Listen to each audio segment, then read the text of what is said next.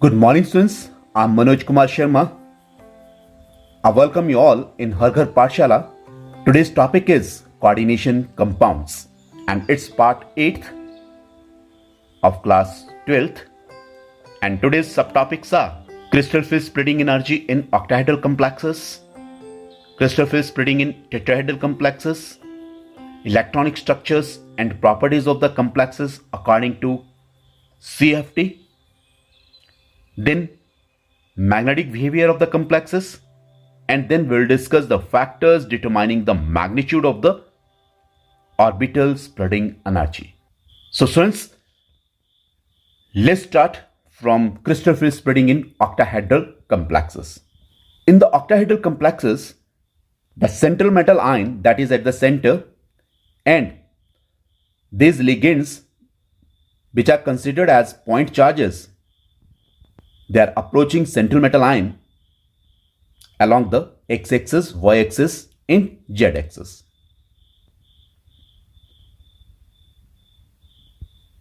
Before going further, let's discuss the shapes of the d orbitals. They are the 5d orbitals. They have different orientation in the three-dimensional space. यहाँ जो तीन orbitals हैं dxy, dyz, dzx, इसमें जो d orbitals की बेटा orientation रहेगी that is somewhat in between the xy plane, yz plane और zx plane.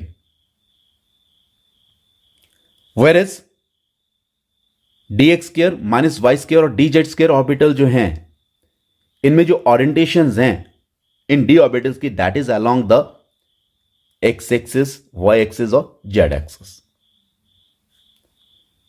These are the 2d orbitals जिनकी आपकी क्या है orientation along the x axis, y axis और z axis है. जबकि ये जो तीन ऑर्बिटल्स हैं उनकी जो ओरिएंटेशन है that is in between the xy, yz और z एक्सिस के बीच में इनकी ओरिएंटेशन रहेगी.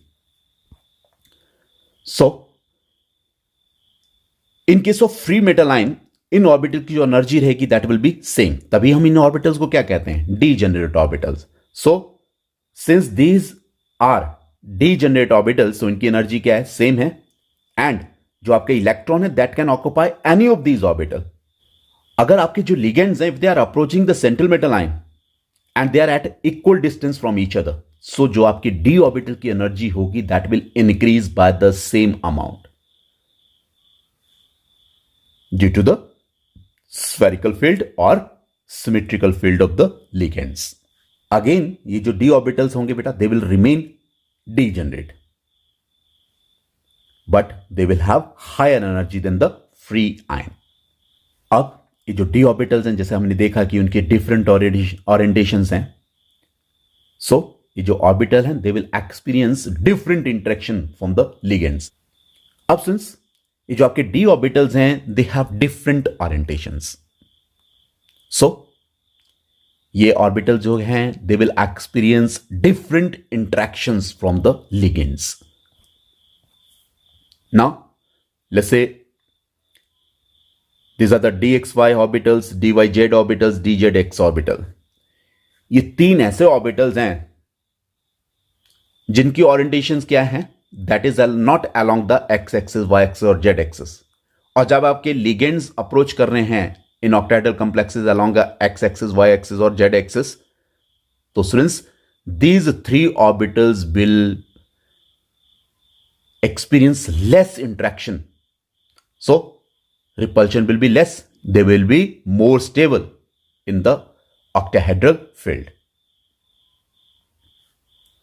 So whereas these two set of orbitals, that is your dxy minus y square and dz square, इनकी जो ओरिएंटेशन है that is along the x axis और वाई एक्सिस और z axis.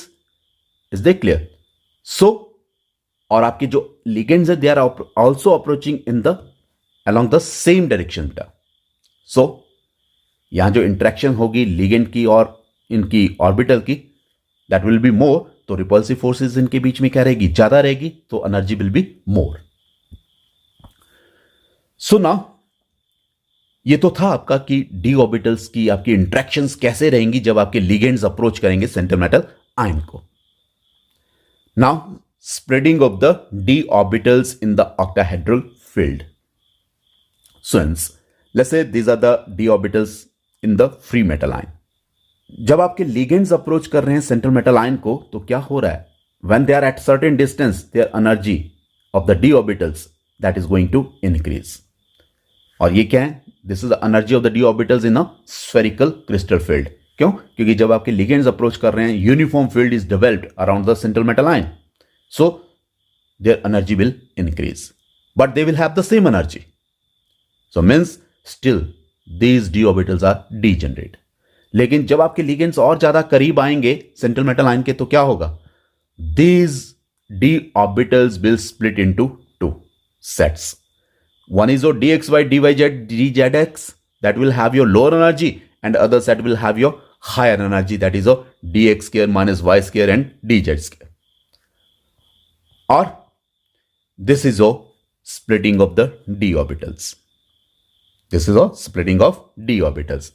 Or this set of orbital which is having lower energy is called T2g orbitals, or this set of orbital which is having your higher energy that is said to be EG orbitals, EG set of orbitals. Now, the difference in the energies of these two set of orbitals is crystal field spreading energy in octahedral field. और जितनी energy यहां decrease कर रही है उतनी ही energy क्या करेगी students, that will increase. और नेट चेंज इन एनर्जी जो है during this splitting that is zero. And that is a very central rule as we have discussed in the last lecture. Now, decrease in energy कितनी होगी per electron, that will be 2/5 of the crystal field spreading in octahedral field, and increase कितनी होगी 3/5 of the crystal field spreading in octahedral field. Now, this is a delta O is nothing but it's a crystal field spreading energy that I have discussed earlier. So now crystal field spreading in tetrahedral complexes. So since let's say this was central metal ion and these are the x-axis, y-axis and z-axis. Since in the tetrahedral complexes these ligands when they are approaching the central metal ion, if you see this one, कोई भी ligand जो है that is not approaching the central metal ion along which the d orbitals are or ending beta. तो हम यहां कह सकते हैं कि in tetrahedral complexes none of the d orbitals जो है that point exactly towards the ligands. तो इसमें क्या होगा, जो आपकी splitting होगी, जो splitting of energy होगी that will be less as compared to the octahedral field. So let's say this was central metal ion and these are the x-axis, y-axis and z-axis. और ये क्या है, these are the ligands which are approaching the central metal ion. So since जैसे कि हमने अभी shapes की D orbitals की, जो 3D ऑर्बिटल्स हैं they are dxy dyz and dzx. वो क्या है, they are somewhat close in the direction in which these ligands are approaching.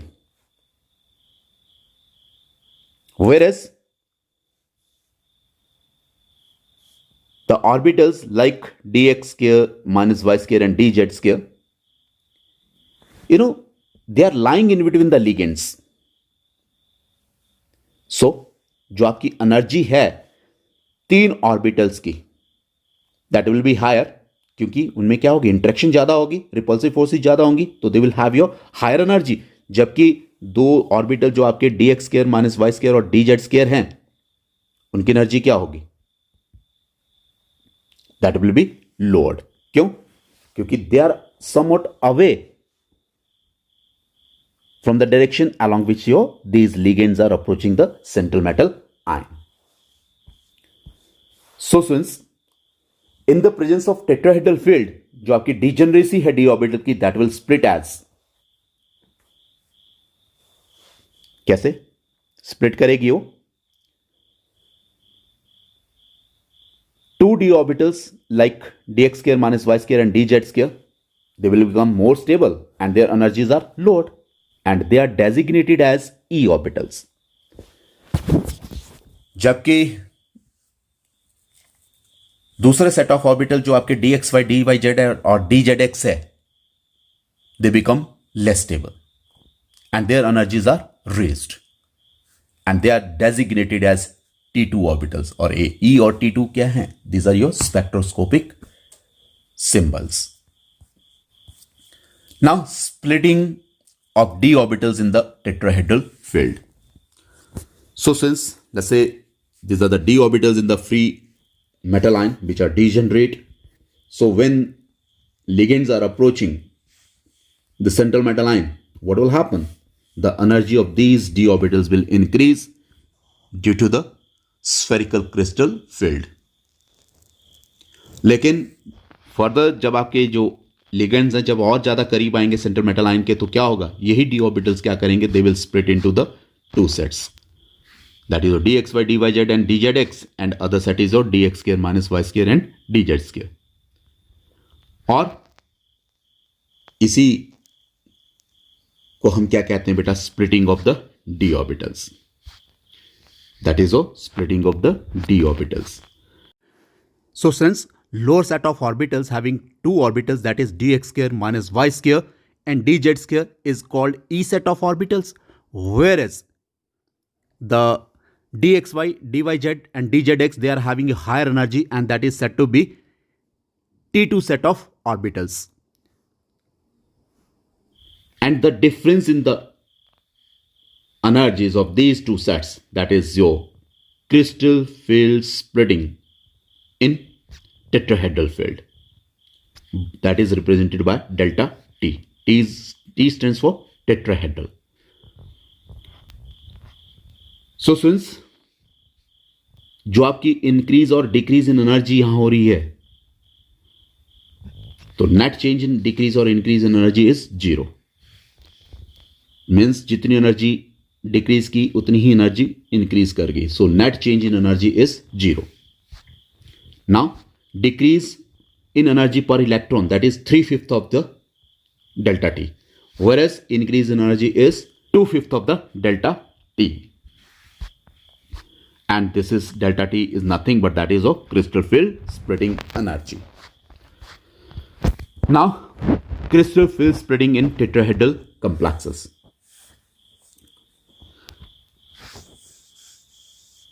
Since जो आपका energy difference between the two sets of orbitals, that is called crystal field splitting in the tetrahedral field, and that is represented as delta T.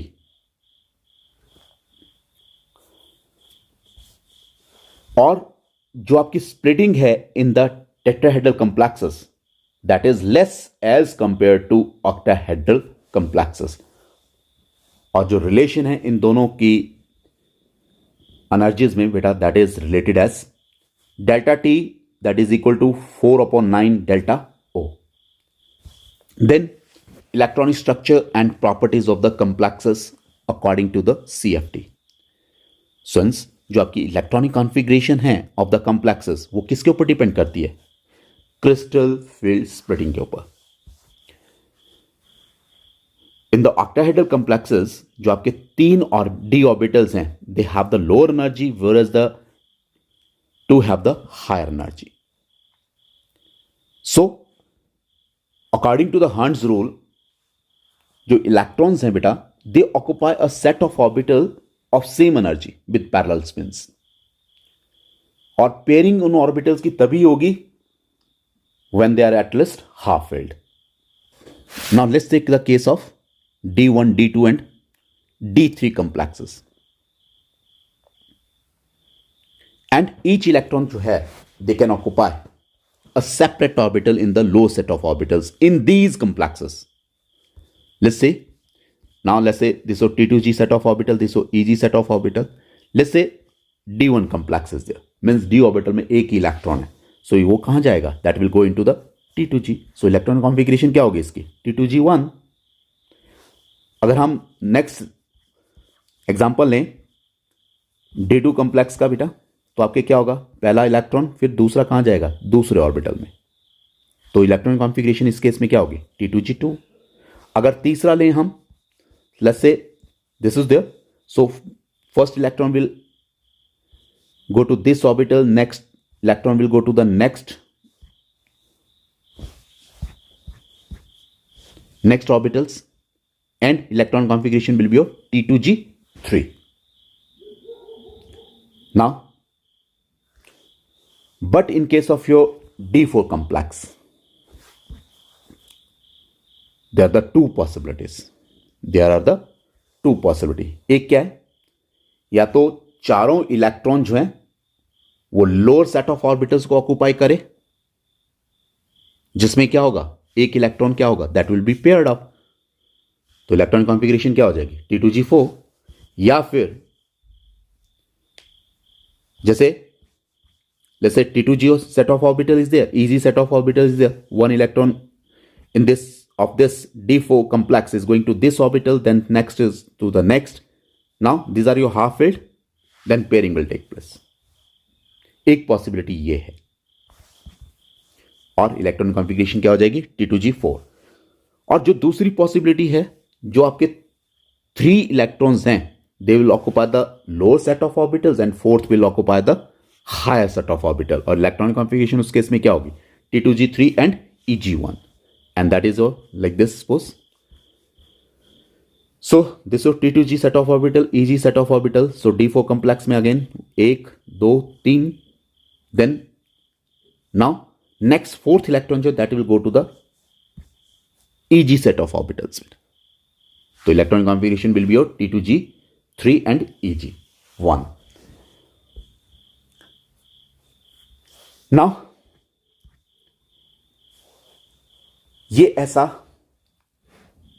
क्यों हो रहा है और किन factors के ऊपर डिपेंड कर रहा है कि D4 कॉम्प्लेक्स में एक में क्या हो रहा है, आपका T2G4 इलेक्ट्रॉन कॉन्फ़िगरेशन, और दूसरे में क्या है, T2G3 और EG1 है। सो बेटा ये डिपेंड करेगा आपका किसके ऊपर, relative magnitude of the crystal field splitting and pairing energy के ऊपर। क्रिस्टल फिल्ड स्प्लिटिंग एनर्जी जो है that depends upon the nature of the ligands attached. अगर डेल्टा O जो है, if that is greater than pairing energy, means crystal field splitting energy जो है, if that is greater than the pairing energy, then what will happen, जो आपके electron है they will occupy the lower set of orbital. क्यों, क्योंकि जो energy difference है दोनों के बीच में ज्यादा है, इसीलिए क्या होगा, pairing will take place, and this is called your low spin complex. और अगर आपका क्रिस्टल फील्ड स्प्रेडिंग एनर्जी जो है, if that is less as compare to the pairing energy, तो क्या होगा, जो इलेक्ट्रॉन्स हैं they will occupy the higher set of orbital. क्यों, क्योंकि एनर्जी डिफरेंस उन दोनों सेट के बीच में क्या है, दैट इज लेस। इस केस में क्या होगा, आपका higher spin complexes will be formed. So students, जो आपकी electron configuration of the complex जो है that depends upon the relative values of delta O and P। Now let's say T2G set of orbital and EG set of orbital is there.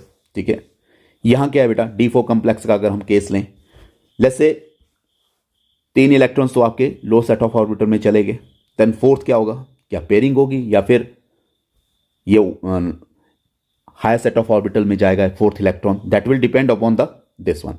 Now here crystal field splitting energy जो है that is high, तो means इन दोनों set of orbital के बीच में जो difference, energy difference है दैट इज हाई, सो क्या होगा, pairing will take place in this case, so low spin complex will be formed, so electron configuration will be your T2G4। so जबकि यहां क्या है बेटा, आपका दूसरा केस लें अगर हम D4 कॉम्प्लेक्सेस का, जहां क्या है आपकी पहले 3 इलेक्ट्रॉन तो लो सेट ऑफ ऑर्बिटल में चला जाएगा, और जब फोर्थ जाएगा तो क्या होगा, वो that will depend upon the कि आपका ये हाई है या फिर लो है। सो जब आपका ये लो है, crystal field splitting energy अगर लो है, then what will happen, the energy difference between these two sets of orbital that is less, so what will happen, next electron will go to the higher set of orbital, so next that will form your high spin complex। so बेटा now strong field जब approach करेगा तो crystal field spreading energy ज़्यादा होगी तो that will form the low spin complex, और जबकि आपका वीक फील्ड लिगेंड जब आपका अप्रोच करेगा तो क्या होगा, crystal field spreading energy low होगी और high spin complex will be formed.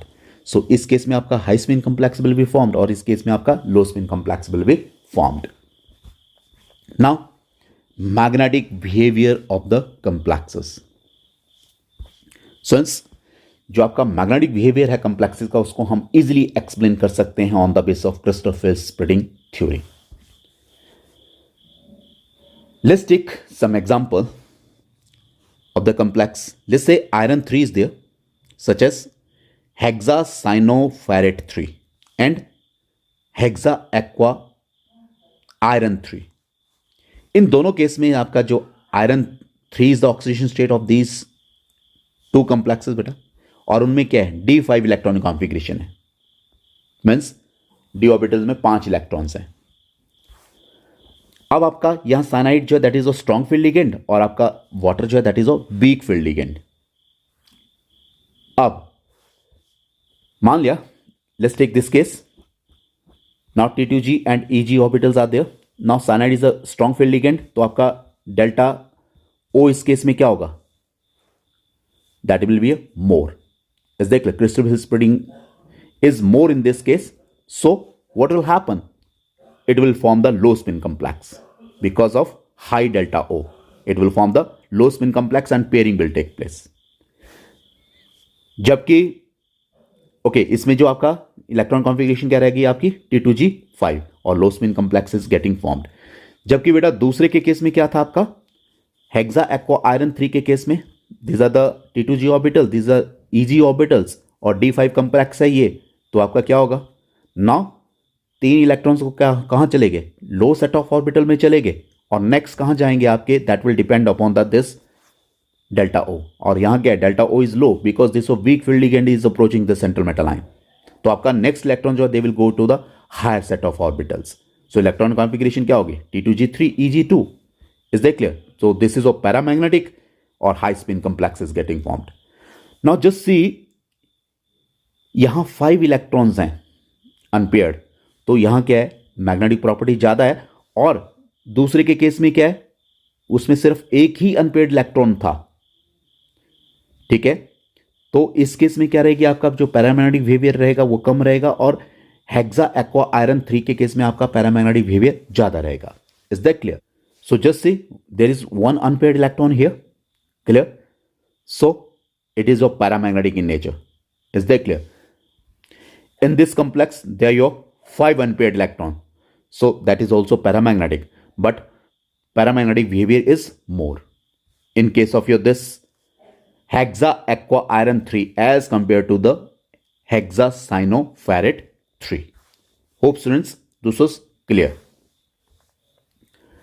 Now next is factors determining the magnitude of the orbital splitting energy. Since जो आपका मैग्नीट्यूड है क्रिस्टल फील्ड स्प्रेडिंग एनर्जी का, that will depend upon the nature of the ligand, oxidation state of the metal and then the nature of the metal ion,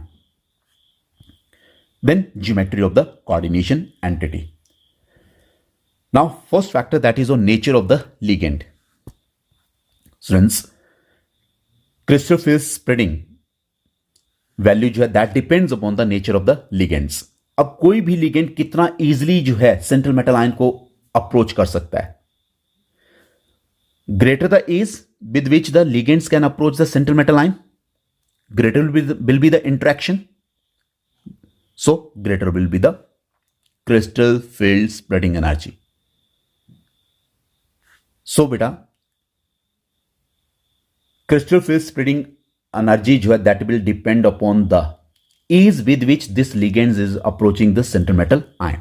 जितना easily ये ligand approach करेगा central metal ion को, उतनी ही ज्यादा क्या होगी, interaction होगी सेंट्रल मेटल आयन के साथ, किसकी, लिगेंड्स की, तो उतनी ही ज्यादा आपकी क्या होगी, क्रिस्टल फील्ड स्प्लिटिंग एनर्जी होगी.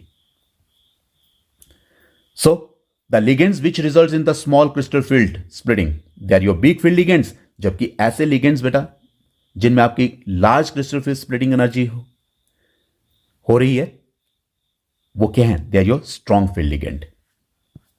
Then oxidation state of the metals.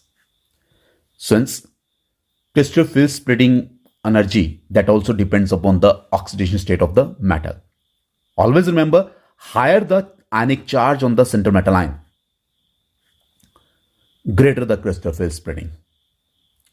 For example, here the oxidation state of this cobalt is 3 and here the oxidation state of this cobalt is +2. This is hexa aqua cobalt 3 ion and this is hexa aqua cobalt 2 ion. तो इस case में क्या है, oxidation state 3 है, इस case में oxidation state +2 है. तो क्रिस्टल फिल्ड स्प्लिटिंग एनर्जी जो है that will be more in this case. Hexa aqua iron 3 के केस में ये ज्यादा होगी as compare to the hexa aqua iron 2. क्यों? क्योंकि oxidation state of the cobalt is more in this case as compare to that of your hexa aqua cobalt 2 positive. So since next is nature of the metal ion. Crystal field splitting energy जो है बेटा that also depend upon the nature of the metal ion. जैसे जो आपकी crystal field splitting value है for the similar complexes in the same oxidation state बेटा, that increases when we go from 3D series to the 4D series and then to the 5D series. So it means 3D series में आपकी जो crystal field splitting energy होगी that will be less as compare to that of your 4D and 5D series. So जिसकी वजह से क्या होगा, जो आपकी कोऑर्डिनेशन एंटिटीज हैं सेकंड और थर्ड ट्रांजिशन सीरीज की that have greater tendency to form the low spin complex as compare to that of your first transition series. क्यों? क्योंकि फर्स्ट ट्रांजिशन सीरीज में आपकी जो डेल्टा की वैल्यू है that is low, so it will form the high spin complex. जबकि 4 और 5D series में क्या होगा, they will form the low spin complex क्योंकि उनके इसमें आपकी क्या है, क्रिस्टल फील्ड स्प्लिटिंग एनर्जी जो है that will B high. Now next is geometry of the coordination entities. Since crystal field splitting that also depend upon the geometry of the coordination entity. जो crystal field splitting value आपकी tetrahedral coordination entity के लिए जो है बेटा that is almost half as compared to the crystal field splitting value of the octahedral entities and they are related to each other by this relation बेटा. Delta T that is equal to 4/9 delta O. यह हमने पहले भी कहा था कि जो tetrahedral complexes में जो है क्रिस्टल फील्ड स्प्लिटिंग एनर्जी कम होगी और ऑक्टाहेड्रल कॉम्प्लेक्सेस के इस केस में ज्यादा होगी. क्लियर? और ये क्यों था?